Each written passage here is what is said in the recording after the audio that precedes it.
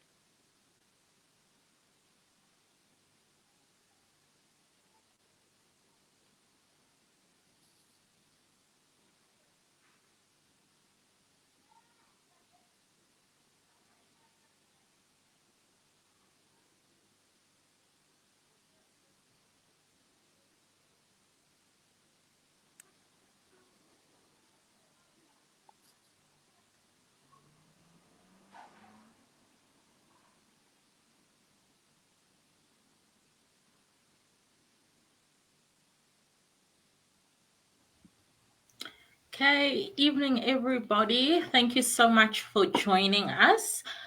Before we start, I do want to say that the topics that we are discussing today are quite sensitive to some, and therefore I'm putting a disclaimer that it might be a trigger for some people. But I'm very happy that we are having this open and candid conversation.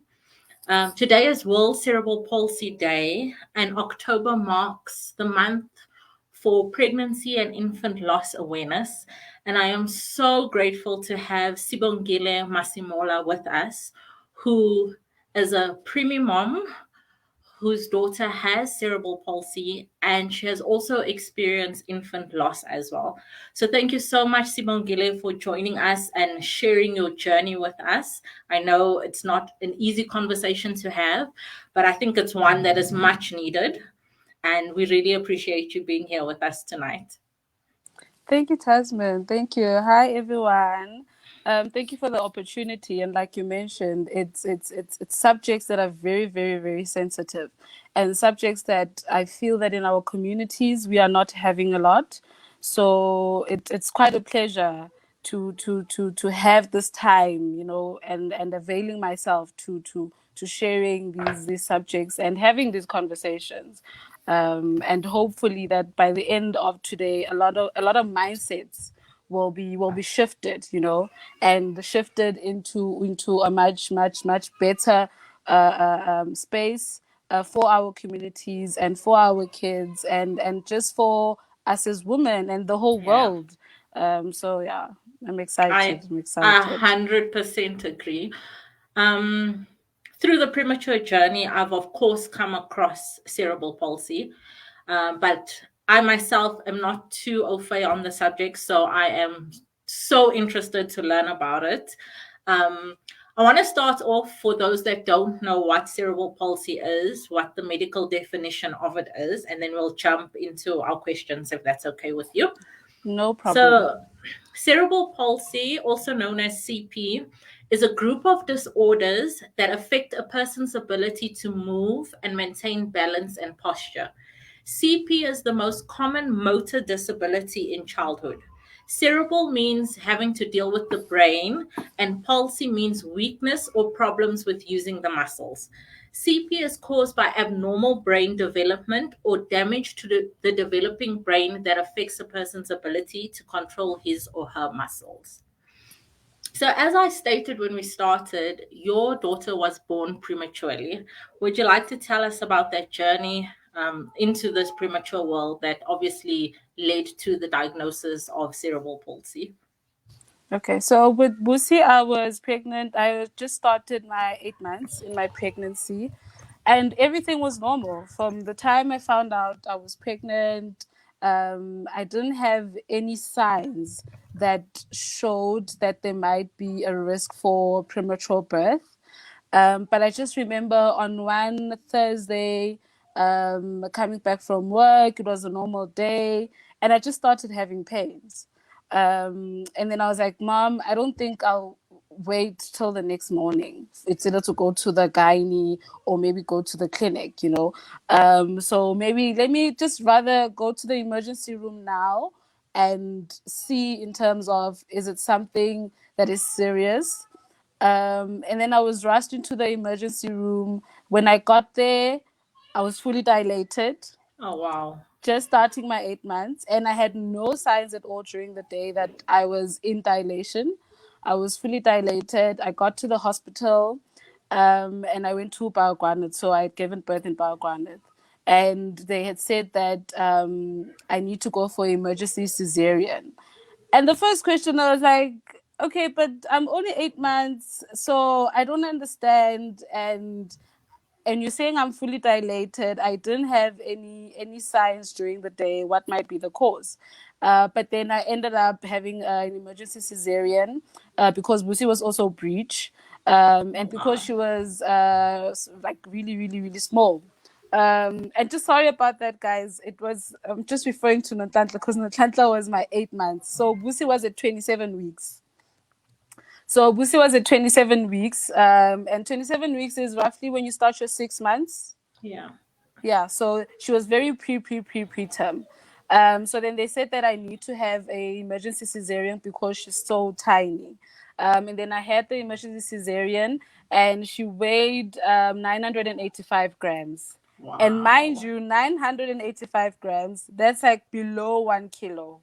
Yeah. So an example, like a household example that I can give, she was weighing less than 1 kg Rama.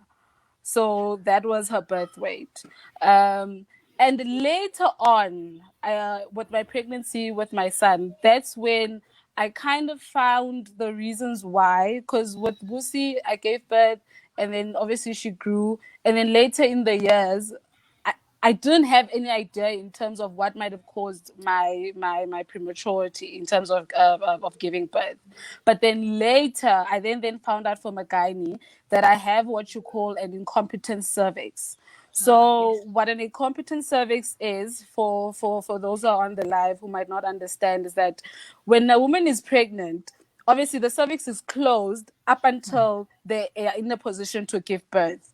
And that's where you also then include the dilation process where the cervix starts opening. But that's when only a woman is at the later stage in terms of their pregnancy, where the baby is fully developed.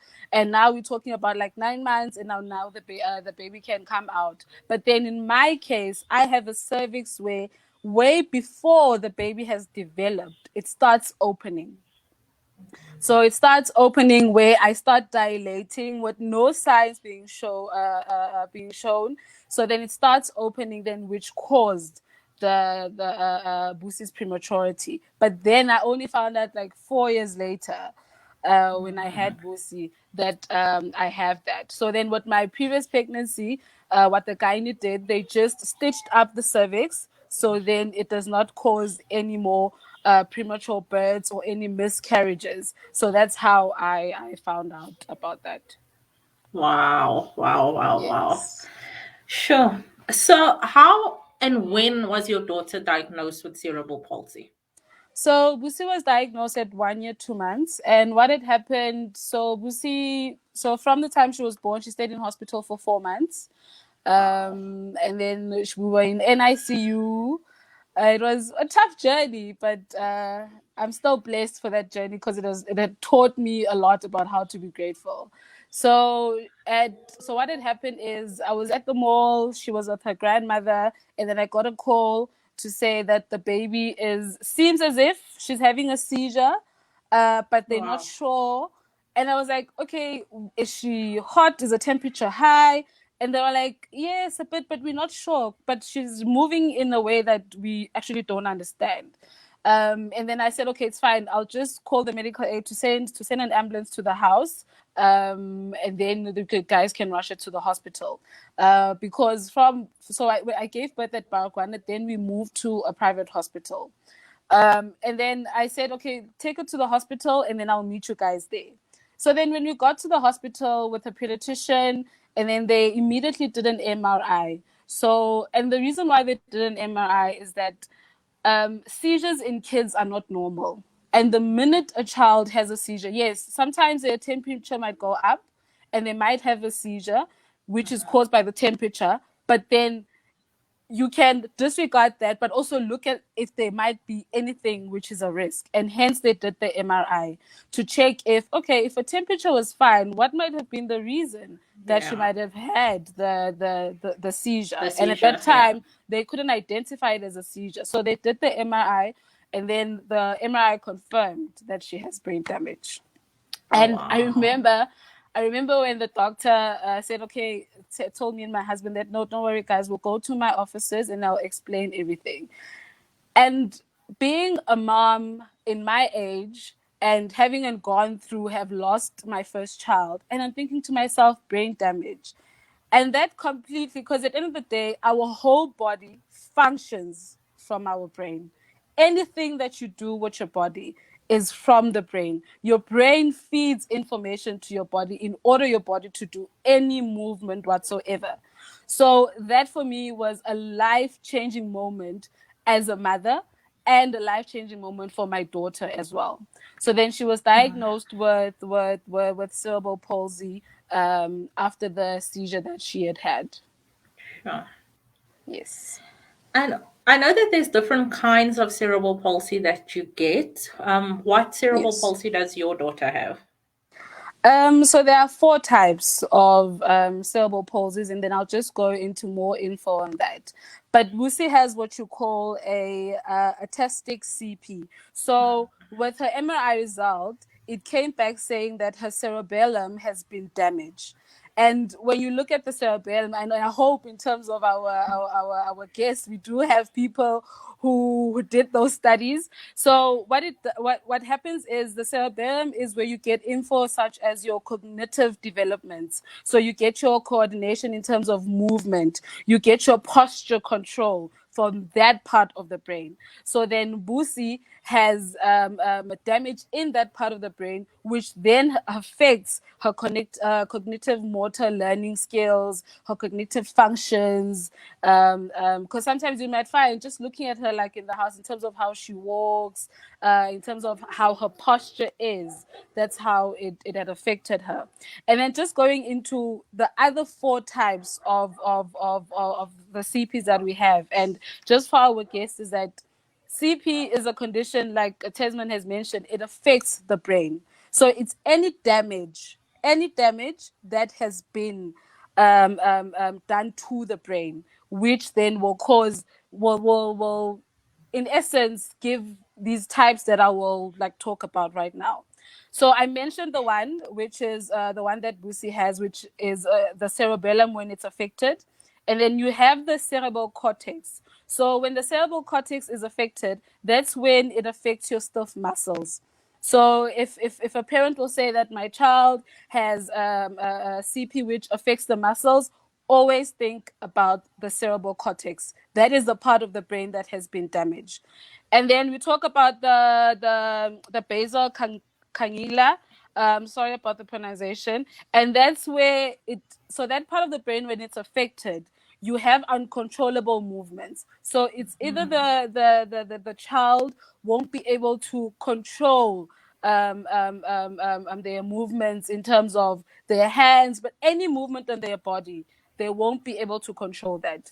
And then we also have multiple areas of CP and multiple areas of the brain that we have been affected. Where sometimes you find that, for instance, with Busi has the cerebellum CP, but there are kids who have a combination of mixed Wow. CPs where Wow. it can be a lot of areas in our brains. So you can find a child who might be affected from a cognitive aspect, a child who might be affected in terms of not being able to control their movements. They might have stiff muscles. So you do have kids who also have that type of CP. And I should also just say to our guests who are joining us today and to everyone who will be watching this live is that people should always remember that CP is not CP is permanent and it's not progressive. So what do I mean when I say that? As much as Busi has the damage in terms of a cerebellum, there is nothing we can do about that. Number one, there is no cure for CP. So once the damage to the brain has been done, there is no turning back. Great. And I know that in our conversation, we also touch on therapy in terms of, since there is no cure, how can we then better the lives of our kids in order to provide them with the necessary tools that they need to live in the world? You can jump to that. So, what kind of therapy is required for a child who has CP? Yes. So in terms of therapy for a child who has CP is really, really important. And like I mentioned, because there is no cure. And as a parent, you cannot just leave your child and say, because there's no cure, there's nothing I can do about it. And I always, even on my social media pages, I always share the importance of starting therapy at a very young age. And the reason why I say this is because, and within the therapy part, I'll also go into that. The brain is plastic, and the brain can be manipulated if you feed it information. And I hope everyone heard me when I said that, because yes, Busi's part, which is a cerebellum, which has been affected, there's nothing we can do. But then she has other parts of her brain that are active. So, how can we, Hmm. through therapy, manipulate those parts in order to create new connections? And just going to the connection part is that, for instance, I have a brain, and the minute I lift my hand like this or I say hi, my brain has shared the information through a certain connection in my brain to say that my arm needs to lift my hand and then I need to shake my hand in order to do a hi. But remember, that is information that, for instance, when I was a baby, I was being fed in terms of say hi, hi. Yeah. So growing up, it's information that we are taking, and our brain isn't taking this information and it's saving it and it's creating these connections. So now, if Busi has this damage to her brain, let's use other parts in the brain that we can create these new connections, and that's where therapy comes in.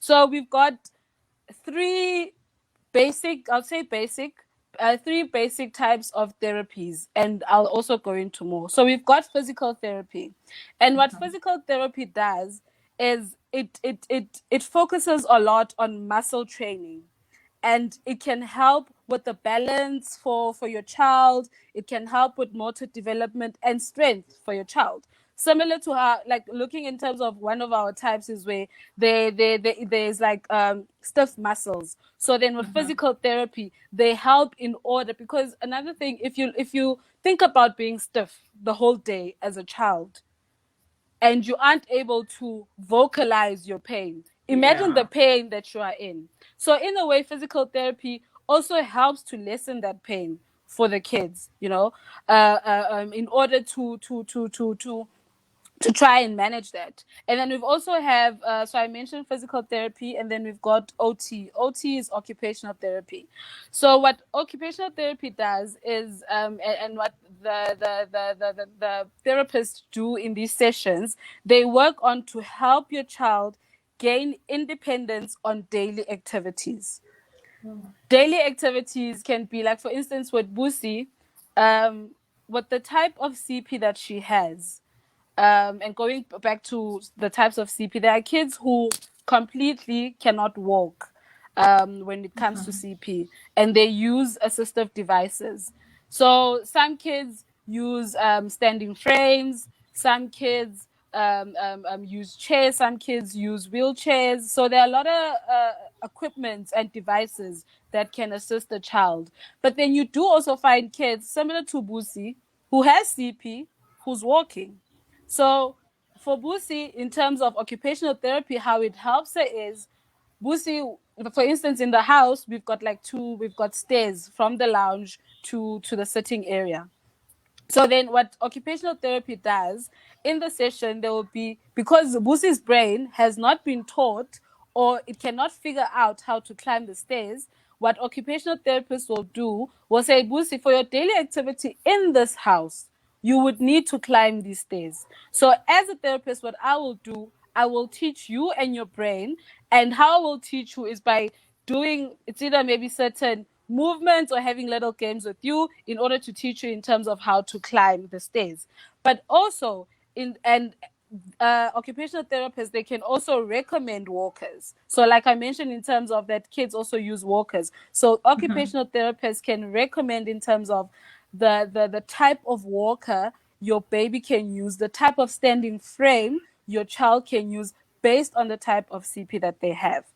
And then we've got speech therapists. So speech therapists, they help to improve your child's ability to speak or to communicate. And reason why I say or to communicate, and I know I've mentioned this in one of my posts on my social media pages, is that in society, in our community as a large, we look at communication or speech in a way in terms of how I'm communicating with you now.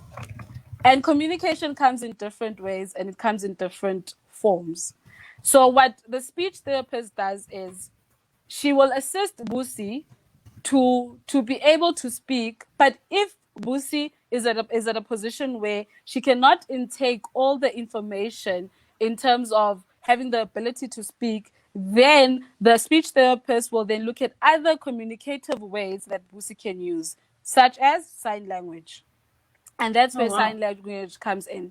And also what they can also do, I know my husband and I, we did a training called Macathon training. So what Macathon training does is there's your typical sign language, and then there's Macathon. So what Macathon does, because Lucy is a baby and because she doesn't have speech, how can you then teach her to have communication in the house? So then what Macathon teaches you is, as a parent, if I've got, for instance, a phone, or like what Busi, if she wants food, I can't say, Busi, do you want food? Because she doesn't understand me. So I have pictures in the house. It's either like small clipboards where each day I would sit with her and then I would show her Busi food. And the picture has, it's either a plate which has food, and then some it's a card that has like a glass of water. So each and every day, that's how you can create communication with your child. So Oh, then I can wow. show her, oh, Busi, you want water? But I can show her, when I say water, I need to show her the picture. So that every time, if my lips say water, her brain can remember that specific picture that I showed her. But then with those three types of therapies, those are the ones that our government is currently providing to our societies. And as a parent, you can then go above and beyond in terms of the type of therapy that you can have readily accessible to your child. So that's, for instance, like what I did with my husband and I. We There's a therapy called ABM. It's Anat Banal Method, and I know I mentioned this before, but I so love that therapy concept because it speaks to what I said, where it talks about how the brain is plastic and how you can shift all the connections in the brain. And the easy thing in terms of how you can do that, it is by movement. Doing certain movements in order to feed the brain information. Because the brain needs to be fed information every single day. Whether you're doing your honors, all you need to do is to study in order for you to understand what you are doing. So you're feeding your information by studying. So then what ABM does, through Busi, because I also attend all her therapy sessions, they will do like small little movements that to me or the next person might look at something which is so small, but to Busi's brain is something which is very, very, very big. So ABM does that. And you can also then do hydrotherapy, where you can do therapy in the water, which then also will strengthen your muscles. So those are the types of therapies that we currently have accessible to us. I love that. And I think we will drop in the comments afterwards all these different things so that the parents can have access to it. Yes, There's yes, also a wonderful group called, I hope I'm pronouncing it correctly, the yes, Yaden Foundation. So I'll just give you a background on what they do, because they also provide support and therapy for parents of children with CP. yes, Um, and they provide support to children from disadvantaged communities who are diagnosed with cerebral palsy, and it enables them to lead an enhanced quality of life. This is one of the very rare support groups that I've found. So I'll also put that information on there as well, because I think, I mean, we know being parents, we need support. It, being parents of, it gets even deeper when your child is differently abled, when your child is being born preterm, all of these things. We need a village, we need a community. So we will definitely share all these resources with you guys so that you can access it. And Sibongile will also put down her social media information for us as well. You guys can get in contact with her if you would like to as well. um, I actually didn't even know that there were so many therapies available. Like you said, in the government system, we only get the physio and the OT and speech yes. therapy, which I'm au fait with as well, because we've also done those. So it's so nice to know that there are other resources available. Yes, but the Um, only disadvantage has been, sorry to jump in no there, is problem. that these therapies are available, but they're very expensive. Expensive, I So can so believe. then you find that it's not everyone who can afford them. It's only Yeah. those parents who will make those sacrifices, but because they've got the funds. And it's very sad that it's something that it's not easily available to our kids. And in terms of, and at the end of the day, because the providers are going out of their way in order, for instance, number one, because I know what the ladies at Neurogenesis, it's where Busi did her ABM in 4 ways. They took their time and went to the UK, because you only find that type of therapy in the UK, and you get trained in the UK, then only you can come back in South Africa and have your own practice. So obviously, at the end of the day, they want to provide these services to our kids, but it will come with the cost, you know, Yeah. and not everyone can afford it, which is very, very, very sad, because I've seen a huge change for my child. And each and every day I say to my husband, I'm like, you know what? If one day I could win the lotto, even if it's like 2 million rand, I already have a list of number of kids that I will take for that Right. therapy, because I have seen a huge change in my child's life because of that therapy.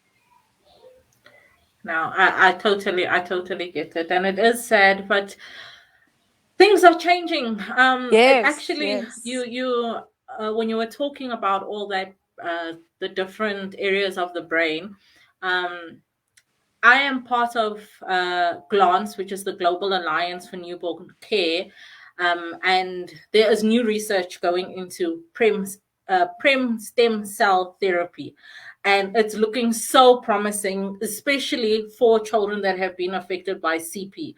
And the research is promising. It's still in the infancy stages, but the future is looking bright for the people that will come after us. So there is hope, and I mean, at least we have access to resources, even if it's only limited. But if you think yes. about other places, the rest of Africa, they're not as fortunate as we are. So giving a helping hand by sharing the information that you have, and you never know, you might just meet someone that is willing to financially assist, or you never Yes, know. The we're world is full crossing of our fingers. good-hearted people out there. um, so being the parent of a preemie is hard. I know that from personal experience, and I found it so hard to find support. So I can imagine being the parent of a preemie with special needs is 10 times harder. Where did you find that support? So my family has been really, really, really supportive. And it also gets me emotional because they were in a position where Busi was the first child in our family who has a disability. They did not understand in terms of Mhm. number one what the future holds, in terms of what support to give Yes. also. But they came from a place of care, a place of love, a place of even wanting to learn, and Hmm. saying, as much as Sibongile, you also experiencing this for the first time, we will walk this journey with you. And whatever is required from us, shout, and we will be there. So my family has been of huge support, and also my husband. We've been through a lot, and there were times where, and it's also sort of like a trend that I'm finding in our communities, where you find, and I'll say in our Black communities, because it's conversations that I also have Hmm. on my social media, and I do not shy away from these conversations, where you find that sometimes having a child who has a disability in our Black communities, sometimes it's the woman who's being blamed for that. And I always raise Wow. these conversations to say, number one, for instance, with Busi, how can I have caused brain damage to my own child? I had no idea that this child was going to have brain damage. But instead, what I did as a mother, I acknowledged my child. I acknowledged the diagnosis, and I accepted the diagnosis. Yes, it was not easy. I had no plan B. Busi was my only plan, and then I had to give her the support that I needed. So my husband has been very supportive in a way of walking this journey with me. And also friends. There are friends who are also in my circle who have been supportive, who always want to be educated. And that has been my structure. And in terms of the support that is needed for the people who are on the live with us today, raising a child who is differently abled is really, really hard. It hits on your emotions, it hits on your mental health, it hits physically, and even the types of relationships that you have, either with my family, either with my mom or my sisters or my friends, or even with my husband, it does get strained at times. And not because I'm in a position where I'm doing it on purposely, but it's because I'm not coping. And it's because I'm not even finding the support that I need from people. It's because I'm so swamped up with everything. Because, for instance, I'll just give an example. With Busi, she can walk. She does not have any speech, so she's nonverbal. Busi cannot feed herself. Busi is still on nappies. Mind you, she's 5 years old. She's still on nappies. So she can't bath herself. Every single thing that I've mentioned in this list, I need to do for Busi. So you find that sometimes it gets hard, especially with communication, where herself as a child, she's trying to communicate, but she doesn't have any speech. She's nonverbal. She gets frustrated. And then imagine I, as a mother, will then get frustrated because my child and I, we are not having that alignment in terms of communication. So then, what support is needed for parents like myself who are in such situations? And I've got such a huge list, but one of them is for each and every person who has a friend who has a child who is differently able, always please come from a place of listening. And the reason why I say that is listen from empty. whether I want to educate you or I want to share my frustrations with you. To say, today I woke up and I'm not feeling well because yesterday I went with Busi to the stores and I didn't buy anything because she started throwing herself on the floor. So be in a place where you are open to be that listening ear to someone. Always be positive. We in From the day we found out about our kids' disabilities, yes, there was a moment of negativity because we were so much in pain. But then we had to shift our mindsets and say, what's the way going forward? And the way going forward was always being positive. So we, as ourselves, our parents, no matter how frustrated we might get, but we always come from a place of positivity. So that's what we need from people. Please avoid petty comments.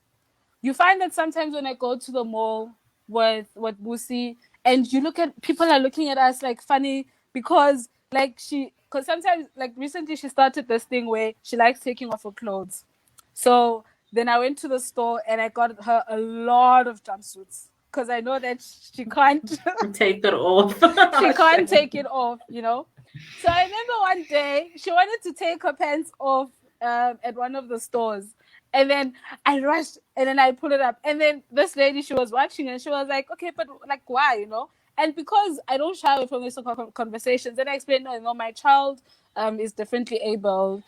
So she's frustrated about being at the mall and she started this habit recently. So at the end of the day, I just always need to follow her in order to pull up her pants. And then she was like, oh, shame. And I was like, no, don't say shame. There is nothing wrong with my child. This is her life. This is my life. And you heard me when I explained it to you that I did not come from a place of pity. So why are you coming from a place of pity? You know, instead, be compassionate. And understand that this is my daily life. I'm used to it. It's nothing different to me. It might be different to you, but it's not different to me. It might be foreign to you, but it's not foreign to me. And another thing I can add: offer to babysit. I I find myself sometimes so overwhelmed, especially now that I have another child, and I'll be like, "Oh my gosh, can I have a few minutes to myself?" And even if it might be just 30 minutes, do you know 30 minutes to a mother who is raising a differently abled child? That is a lot. That is 30 minutes. It's either to take a bath in peace, it's either to eat in peace without having to feed the child and having a warm meal. Because I've noticed that sometimes I find myself not having a warm meal because I had to first feed Busi. Then when I'm done, and then I'll have to then eat, or then obviously like it's either breastfeeds the little one. So offer to babysit. And then I'll talk about then resources and getting clued up. So I'll just mix this together. When I say resources, is that be in a position to offer resources to parents. And this can come, it's either by offering your car to take their child to therapy. Because in one of our groups that I'm on, in terms of CP parents, there are parents who their child is on a walker and they need to use public transport to go to therapy. Can you imagine that strain from Yeah. leaving the house, having to go into public transport? You have people, taxi drivers, or even passengers in the Yeah. taxi who are not patient enough, who will judge you for coming with your child into the taxi. And you'd be like, but what was I supposed to use because I don't have transport?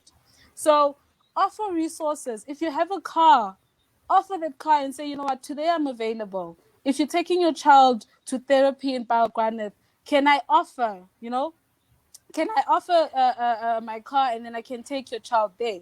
And then getting clued up is don't wait for Sibongile and Tasman to do a live in order for you to get educated on CP, on any awareness. For instance, like Busi also has epilepsy, and I know that next month it's Epilepsy Awareness Month. So don't wait for me to have a live next month in order for you to understand what epilepsy is. True. Technology is available. It's readily available. Go on to Google, type, what is cerebral palsy? How can I? So there's a lot of things that you can do. You can read books. Like I remember there was a book, the Annette Beno method book. I bought it for my family. And I shared it amongst everyone. This week, you had a chance to read the book in order for you to understand in terms of what it means to have a child who's differently able and the challenges that the child is facing. So people should do that. And then another thing, inclusion. Inclusion, I feel it is not my responsibility. For instance, if my friend is having a party, it is not my responsibility as a parent to make sure that the party is adaptable to my child's disability. Because you've gone and you've clued yourself up in terms of the types of CP, and because, for instance, you have joined the live today and you understand in terms of the type of CP that Busi has, when you have that party, think of inclusion. Don't invite.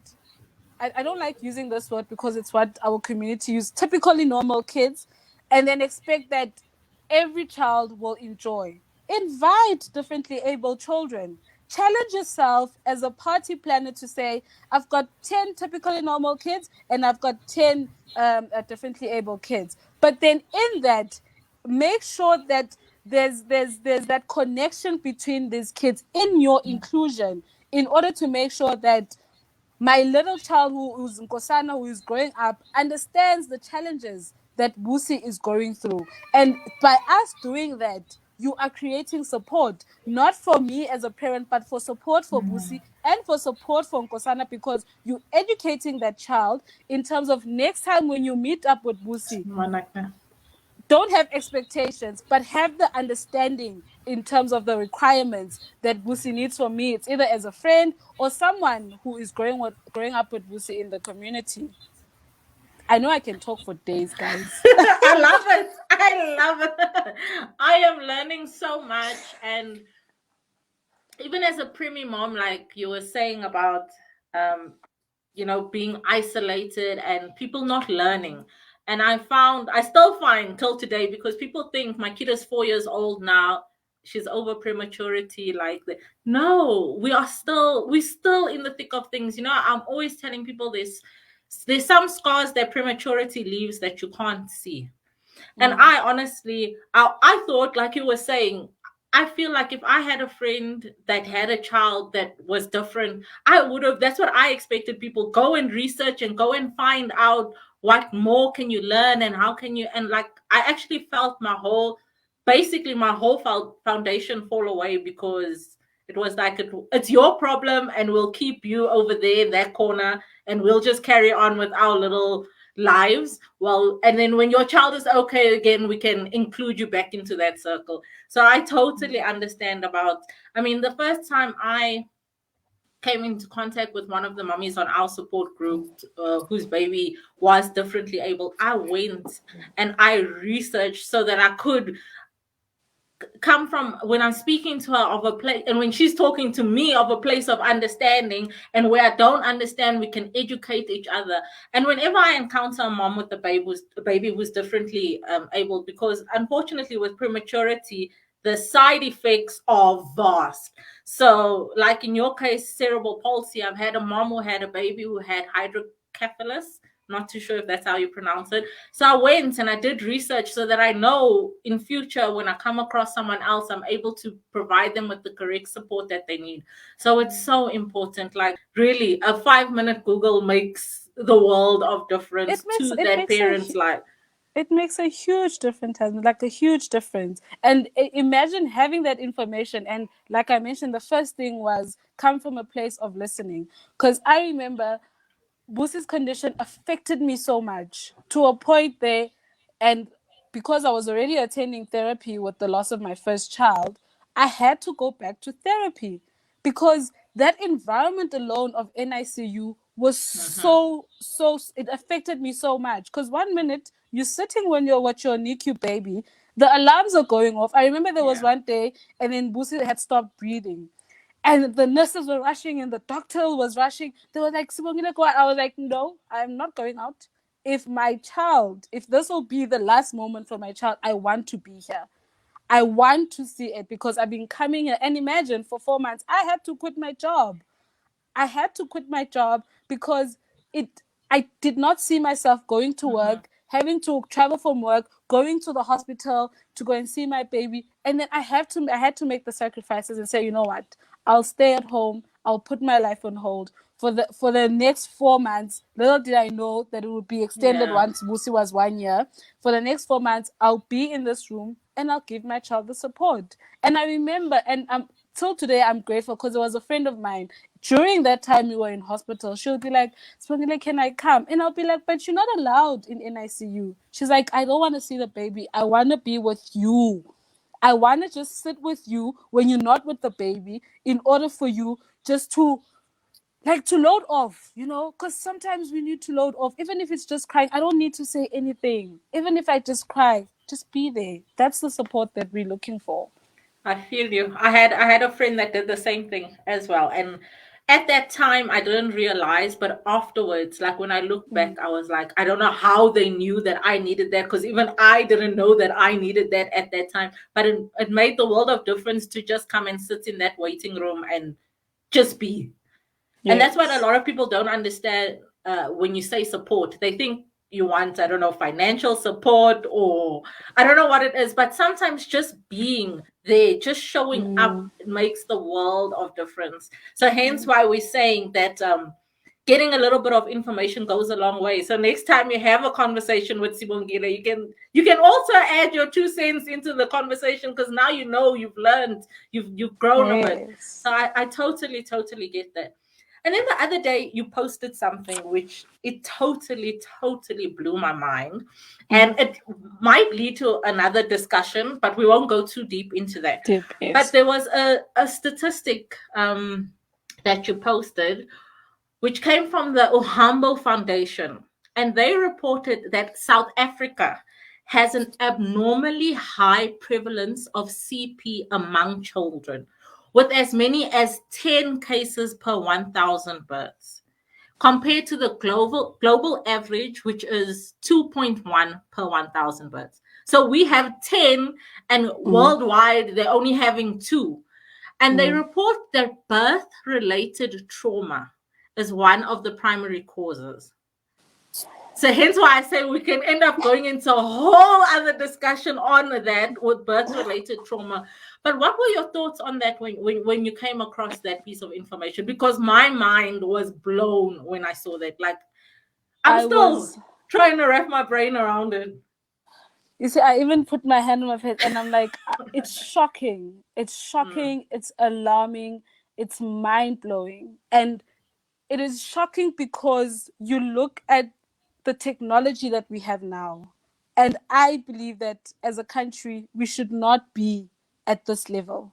mhm. Like, we should not even have 10 or even 5 kids, Yeah, And I believe that these cases can be avoided, and as much absolutely. as they mention that it's trauma cases. For instance, with my case, till today, I don't know what might have caused Busi to have brain damage. And what I know is, and for our guest today, is that CP is damage. The brain damage is how can I put it? Like, it's caused at birth. So most kids who've got cerebral palsy, it's damage that was caused at birth. So for kids who are diagnosed with CP. So with Busi, when she was born, she was prematurely born, and then they took her out. They tried to resuscitate her, and in my head, I'm thinking, by the time I went into theater, you knew I was 27 weeks. Why would you resuscitate a 27-week baby? You should have had an oxygen machine next to my bed so that immediately when they did the cesarean, she immediately goes onto oxygen. So the time in between that time where she was moved and then they tried to resuscitate her, Busi lost an amount of oxygen, which then caused damage to her brain. And then when you go into conversations with other mothers, you find that with some mothers, some of their kids, the child was born, and immediately when see the nurse when the nurse took out the baby fell. which then cause damage to the brain. And remember, like I mentioned, a brain is plastic. So immediately when it goes into a hard tile floor, there will be damage to the brain. So as a country, we find ourselves here. And at the end of the day, we can't point fingers. Yes, there is an issue in our health system. There is a lot of negligence in our health system. And we need to hold our nurses and our doctors accountable. And I'll also go into when we have the conversation about losing my first child and talking about the negligent part, is that because we are here as a country, and like I said, we can't point fingers, because once you've done the damage to my child, you've done the damage, you know. And I can't turn back time, but what is it that I can do? So when I look at that post, and I posted it on that day, I was so angry. And at the same time, what made me angry is, fine, the damage has been done, but the government is not doing more in terms of having therapy accessible to our kids in order to rectify their mistakes. Because at the end of the day, most of our kids is because of negligence. And hence, you also find that sometimes some of our parents, because I remember when I tried going to an attorney in terms of wanting to open a case against the hospital for negligence, I was given a response that because Busi was so premature, I can't actually prove in terms of that the damage was done at birth. So then I didn't have a case. But there are parents who do have a case, who do have, some even have proof to show that this is what happened, and they go on to win. In terms of they go on to win the cases. But then I think that our government, as much as they cause these negligence, and because there's so much that they can do in terms of how to avoid it, I feel that they need to invest a lot in terms of the therapy side for our kids. And the reason why I say this is because I mentioned 3 types of therapies that are accessibly available to our kids. And in a month, our government provides only one therapy Yeah. session each therapy type for 30 minutes. So if I was taking Busi to Baragwanet in a month, she would get 30 minutes of speech, 30 minutes of OT, and 30 minutes of physical therapy.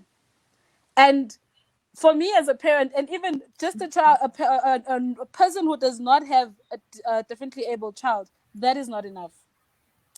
One session of OT a month, it is not enough. And as a parent, I tell you, like, I can promise you that you will not see a change with that one therapy session for your child. So we need more interventions within our health system. We need, it's either government can add, even if it's 3 therapy sessions. Like, for instance, I was taking Busi for therapy. In a week, she would go for speech therapy 3 times. She would go for OT 3 times in a week. So in a month, she went for 9 therapy sessions for each type of therapy, on top of the therapy that I have added. So we always plead as special needs parents with our government to please add, add, add, add. And it's not even just our government. I remember speaking with my husband and saying, I don't even know how I will start this whole process, but I want to have I think one day when I'm a millionaire, but I'll start working. I want to work on that, where in our communities, especially in our townships, I would love to have a therapy center where I can get different types of, and I know one of Busi's therapists is here, Amy, but now she's based in Yeah. the UK. I would love to get people like Amy who will come into the community and donate more of their time, you know.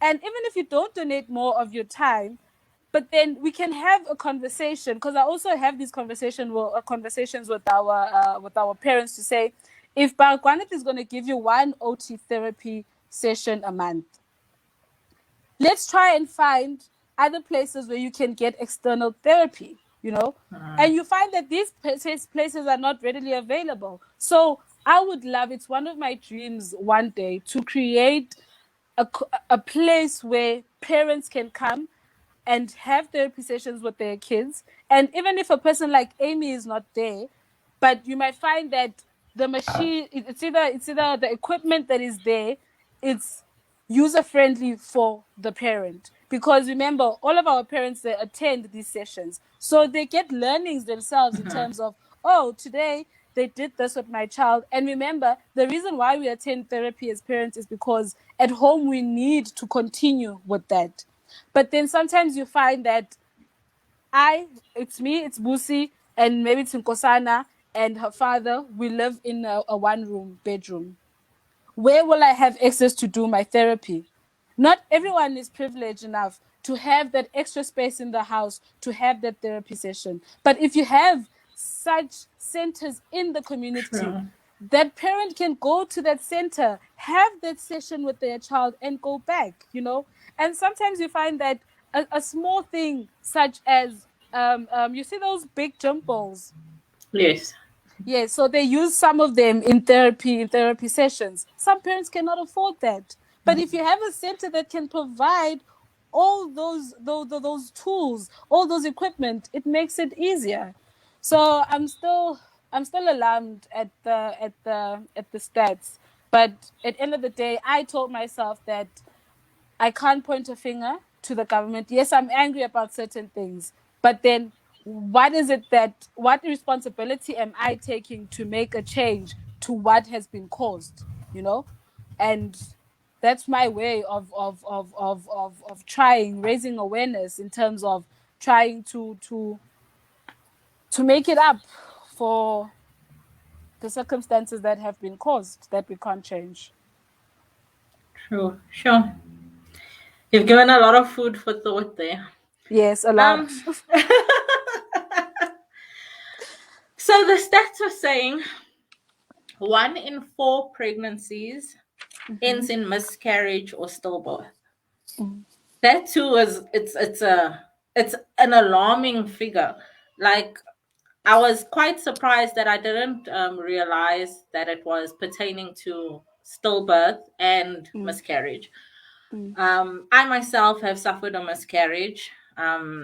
It was an early miscarriage, but the trauma that it caused still till this day affects me. And society has made it that you have a miscarriage, you get up, you go, you carry on. We mm, don't talk about it. Life mm, continues. And mm, miscarriage, I've come to find it's not a rare occurrence. It's something that actually is happening more often than not. So most women will experience miscarriage sometime in their life. And the fact that we keep so quiet about it, and the fact that we're supposed to just, like, I was so devastated that I actually needed time off of work because I couldn't focus. That's how traumatized I was by this experience. So I can only begin to imagine what that looks like when you've carried your baby for as long as you did and your baby is born sleeping. Do you mind to share that experience with us and how you got through it and yes. where you are now today, with Mm. that circumstance? I'll try not to allow emotions It's fine. On to at get to Preemie me, but Connect, we cry, we laugh. I've been trying to hold my tears in the whole night myself. So feel free. This is a who, safe space. where do I even start? Losing a child and no matter at what stage in your Yeah. pregnancy or what age your child might be, losing a child, it is not the easiest thing. You never come back from that experience as the same person. It changes you completely. And I remember with Natlantla, I was pregnant at 8 months, um, came back from work, and my mom asked me a simple question. Sibongile, when did the child, like, did you feel the child playing today? And I was like, and I don't know how, but on that day, it was like my mind was out of my body. And I just said to my mom, no, I felt the baby play today.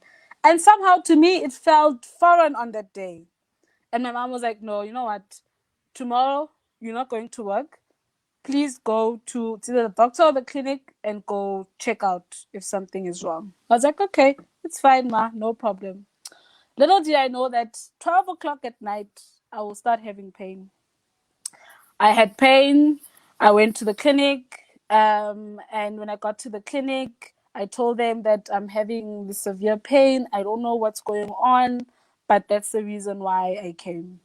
And then the sisters then checked me, and it didn't say anything. The only thing that the sister said, she said, Sibongile, please do not, by any mistake, do not push up until the ambulance comes and you are transferred to Bara. And mind you, it's my first child, and in my head, I'm like, oh, okay, it's fine. I'm not gonna push.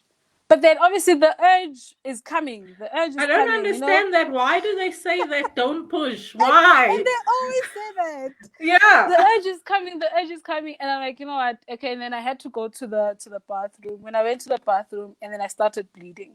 And to me, the first instinct was like, this is my first baby, but this is not, it's not normal. Blood is not normal. Because I had my phone, my mom was outside in the waiting area, and I called, I'm like, Ma, I'm bleeding. And she was like, oh, Kosiam. Kosiam meaning, oh my God. And from her tone, I could pick up that something was wrong. I have never prayed so hard in my life. And I said, God, let the ambulance come. Let me just get to the hospital. And if it means that I have to, and at that time, I had no clue about NICU. And I was like, if it means that I have to come every day for this child to the hospital, it's fine. But then, fine, the ambulance came. When the ambulance came, I was transferred to Bagwanat, and I got there, they checked me. And similar to Busi, I was fully dilated. And then obviously, because at 8 months, I had already been in this routine in terms of, I know when I go to the gynae, when you look at the sauna, what's the first thing that I need to look for, you know? And before the doctor said it to me, I saw on the screen that I did not see any heartbeat, but I did not want to confirm it myself because I was like, okay, maybe it's a machine or something. And then the minute they closed the curtain, and then I knew that, you know what, my life is going to be changed forever. Wow. And then they told me that they can't find the heartbeat, and that my baby is no more. And I'm alone in that room with all these doctors and intern doctors and nurses. Then the first thing I was like, okay, then doctor, what's gonna happen next? Am I gonna give birth? And then she was like, yes. And I'm like, no, I want a cesarean. Then she was like, no, I'm not gonna allow you to have a cesarean for a baby who's no more. And I said to her, but doctor, in my understanding, when you give birth, you are giving birth to life. And what you are telling me now is I'm giving birth to someone who is no more. And when she said that, and then she said to me, Spongile, what I'm going to tell you is it is going to be painful. And she said, you can hear everyone is screaming, but you will be the loudest screamer because that child is not going to assist you when you give birth. Because when the Oh, child is wow. being born, the child also wants to, the baby's tired of being in your tummy and the baby wants to come out. But your baby is not going to assist you, you know? And I remember I gave birth, and in my life, and I always say this on my social media, it is something that I wish no other woman would ever experience that. Because going through stillbirth is the most painful thing ever. And I remember I gave birth, my baby came out, a little baby girl who looks so much like me. Unlike Busi, Busi looks like her father. She looks so much like me, and she weighed 2.8 kgs. And she came, and then they just put her there on the tray. And imagine the trauma. You just had given birth to your stillbirth baby, and the way in terms of how they take care of your child is so negligent. Even that on itself is trauma. You're already trying to adjust in terms of your brain, in terms of giving birth to a sleeping baby, which is trauma, but also the environment around you is adding onto your trauma. And I remember when they called my husband to say, you can come and have a minute with the baby and see the baby. He came in, he's worried about me because they had already told my family outside that the baby is no more. And then my husband came in and then, are you okay? I'm like, no, I'm fine. And then it was like, oh, did they take the baby to like clean them or to clean her or something? I'm like, no, there's the baby. And then it was like, no, like those are like clots. I'm like, no, the baby's inside. I have never in my life Wow. seen my husband break down like that. And we sat there for an hour with our baby who is sleeping. And then they came in and then they said to us, guys, your baby is, in terms of kgs, she's very big. So you guys have to have a funeral at home. That on its own is an additional trauma because I'm thinking to myself, but I came here to have a baby. I didn't come here to come get a baby, then go and have a funeral at home. And my mom, even told today, she still says, whatever Sibongile that you have been through, I have never thought that one of my kids will go through that. And sometimes I don't even know how to support you because I myself have never been through what you have been through. And once they told us that we need to have the funeral, then till today, and even with my therapist, she did mention that that's where, even when I went into depression, that's where it came from. After I had given birth, what the hospital did, they took us into a ward Full of where other mommies. mothers had kids, they had children, and sorry about that. And you find that I remember, and even one of the ladies in the cemetery, our kids, because we stay in the same area, our kids are next to each other. Until today, 6 years later, she has never been to the cemetery. Every time when I go there, I have to clean because she always says, Sibongile, for the mere fact that they put us into that ward with crying babies at night, with other mummies who are breastfeeding their babies, did a lot of damage to my brain, to my mental health, to my emotions. And to me, it did that. Because even till today, with my little son, even when he cries, I still get those images in my brain because it's something that I cannot delete from. It's an experience that I have gone through in my life, and I cannot delete that in my brain. So I've been through a lot, and losing a child is it's very hard.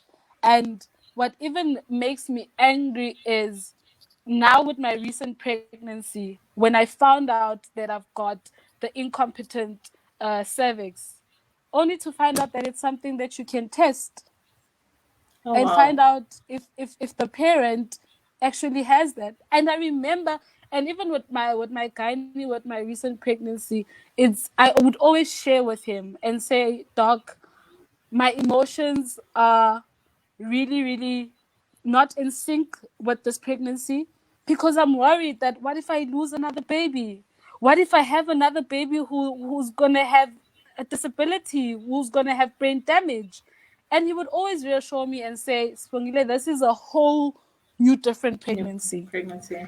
And on that day when he told me, because he was like, because obviously when you go to a gynae, you share your whole history in terms of your pregnancies.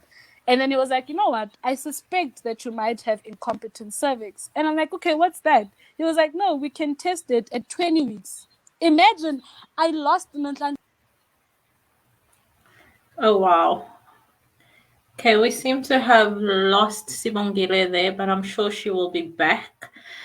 Thank you everyone for joining us. I see all the comments. There's so much information here. I'm so glad to see that we have some daddies with us, which is so awesome. You know, it's always so hard to get the fathers involved. Ah, we've got Sibongile back. Hi, guys. We got Sorry you about back. that. Sorry about that. So, like I was saying, is that I lost Ntlantla at 8 months, whereas there is a test that can be done at 20 weeks of pregnancy.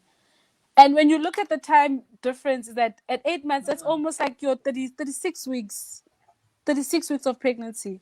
And only now, after I had lost my child, I found out that actually I can have a test which can be done, and that there's also uh, an option to have your cervix closed in order to save your baby. So, yes, a lot of women, there is a chance for you to go through a process of having a miscarriage. But if you educate yourself and if you Yeah. ask the right questions, you can avoid that. You cannot This is be. this is why we need to have open discussions. This thing of Yes. keeping everything to yourself, you must be a closed book, life must carry on. No, because I also only found out about it's called a clearage. Yes, Also, because I had cerebral palsy. a preterm baby. Before that, I didn't know such a thing existed. So Yes. it's definitely we need to stop. We need to. I think we're the generation that needs to stop Mm, this thing of keeping quiet about things. If something happens, whether it's good or bad, why do we only want to talk about the good things? Why don't we want to talk mm, about the negative things? We should mm, talk so that we can be informed, so that we can the next person will know better and they can do better, and they'll know where to go and get the proper help or how to ask the right questions, because sometimes you don't even know what the right question is to ask in order to get the information that you needed. Like I know with my last pregnancy, I was considered high risk because of mm, having a preterm. So I knew at every appointment that I had, I knew what to ask, I knew what to look for. If I saw something was out of the norm, because sometimes they also don't tell you. Like for example, if your protein is too high, you can be at risk of having preeclampsia.